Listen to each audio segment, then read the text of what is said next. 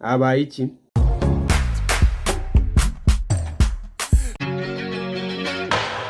Muraboneza abanyarwandakazi n'abagiye gutangira basuhuza n'abakaze muri Habaye cyacu y'Ubusa, Habaye cyacu y'Ubusa, story nyinshi.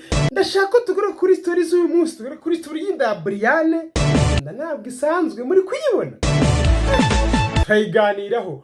Hanyuma turi ku giteramo kiri cyenda kubejo bundi kitwa TikTok. Igiteramo kitwa TikTok ariko kirimo n'abahanzi muri rusange. Turakigarukaho nacyo. Hanyuma ku rukundo rw'umwe mu bakunzi cyangwa rw'umwe mu ba participant cyangwa se rw'umwe mu bahoze ari muri Ikigali Boss Babies, uwo nta wundi ni Isimbi Mode Merdive. Urukundo rukomeje kujya mbere, hari gushya. Hanyuma tuke ku bukwe buri ku expectingwa wa Naomi Miss wacu ndetse n'Umunyarwenya bakundana, nabyo turabivugaho. Hanyuma tuke kuri couple ya Eric Semuhungu umaze imyaka 8 afite umugabo bro. Ngo iki? Uyu mutepe ko yanze kera. Hanyuma tugaruke kwibatizwa rya Miss Rwanda 2019 ni mwiza Meghan. Ese mwe murumva ari hatsiki? Hanyuma tugaruke kuri uwo bita Mr. Barafinda. Hanyuma y'ugukubita manda nka zingahe ategereje kuzaba perezida n'ubu ngubu ngaracyafite icyizere. Reka tagire tubirebeho habaye iki.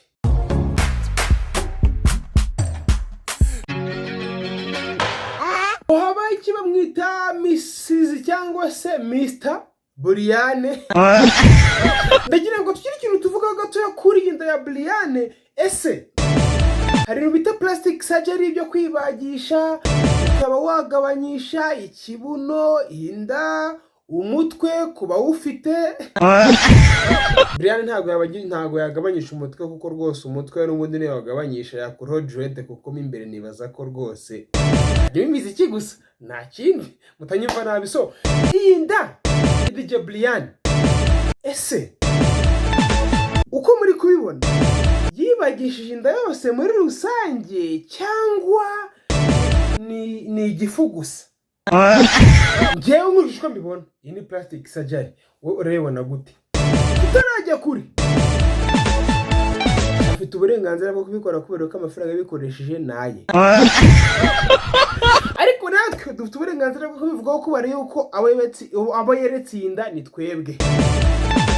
Tutirengagiza fakari yaje postinga DJ Brian, bigaragara ko ashobora kuba ariko cyo bita plastic surgery cyangwa se kugabanya inda muri rusange, ibyo bita abakongomani ibyo bita kupunguza utumbo.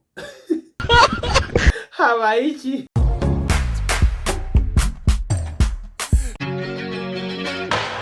Habaye iki? Urukundo Merdive rukomeje kugurumira cyangwa se kugurumana.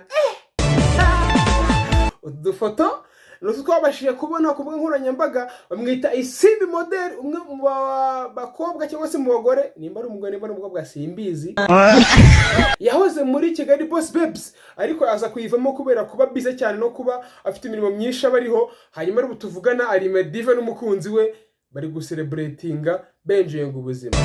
Uri aho ngaho ahantu honyine ubasha kujya nashire wawe ni kuri botike, ubwo umujya kugura ibishyimbo bya mitiyu. Reka kwivuga mu buzima bwanyu. Ariko ibyo ari byo byose Merdive ntaho murajya pe.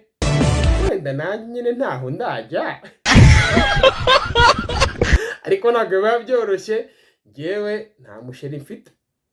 Mwe mwirebeho. Gusa nababwira nuko Isimbi Model rero ari Merdive ari kwenjenga ubuzima, ari muri vacation n'umukunzi we. Urabona ko ari ibintu byiza. Nyamuneka namwe mushaka amafaranga bara abakunzi banyu ahantu heza. Buriye rega abagore bakunda ibintu byiza, abagabo bakunda ibintu byiza.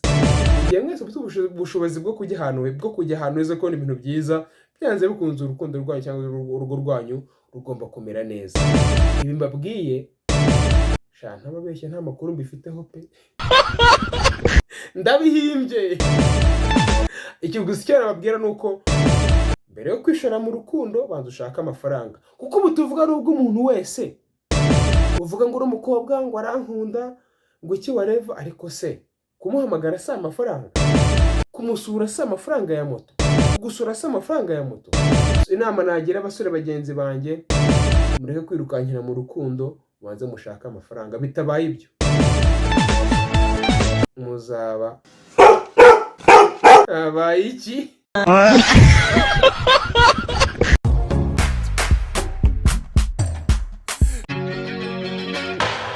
Hanyuma rero hari igitaramo cyako tuvugaho kiri kuri kura cyangwa se kiri kuvugaho cyane, ni igitaramo bita TikTok.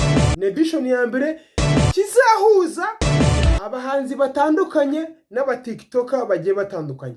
Kuba kizahuza aba TikToker bagiye batandukanye ndabyumva 100%. TikTok bivuze ngo aba TikToker bagomba kugaragaramo, ariko se abahanzi bajemo gute? Okay, ntago nshaka kubyivangamo. Sasa nahise nibaza se abahanzi bari muri igitaramo n'aba TikToker ni ikintu bahuriyeho kidasanzwe. First of all, murabizi ko aba TikToker ari abantu bigana cyangwa basuramo ibihangano by'abandi bantu. Ubu ngubu Kamaro Entertainment baza hostinga bati bagabona abagore bamwe bagabona mufashe twakire Mico the Best, ko numwe bazaba bari muri kino gitaramo. Mico the Best azaririmbe, namara kuririmba ajye kuruhuka. Kamaro agaruke kuri stage ati bagore namwe bagabo nimufashe twakire Kimenyi Tito asubiremo ibyo Mico the Best amaze kuririmba.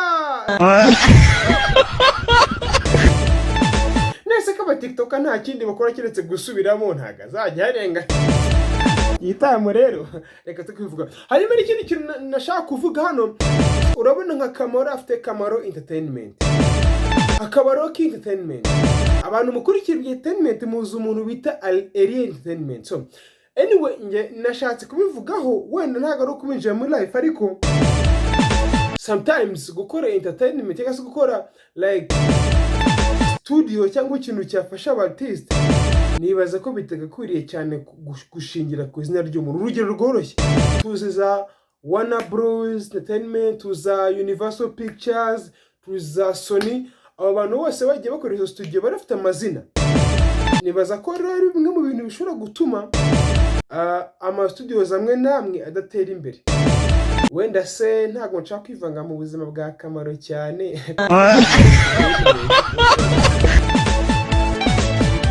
Okay, irarenze nubwo ntazi ibyirenzemo, n'ubwa mbere nyibonye, ariko rwose njye numva Abanyarwanda bakwiriye gufokasinga kuri business cyane kuruta ko bafokasinga ku mazina yabo cyangwa se ku kwikunda hagati yabo. Murakoze.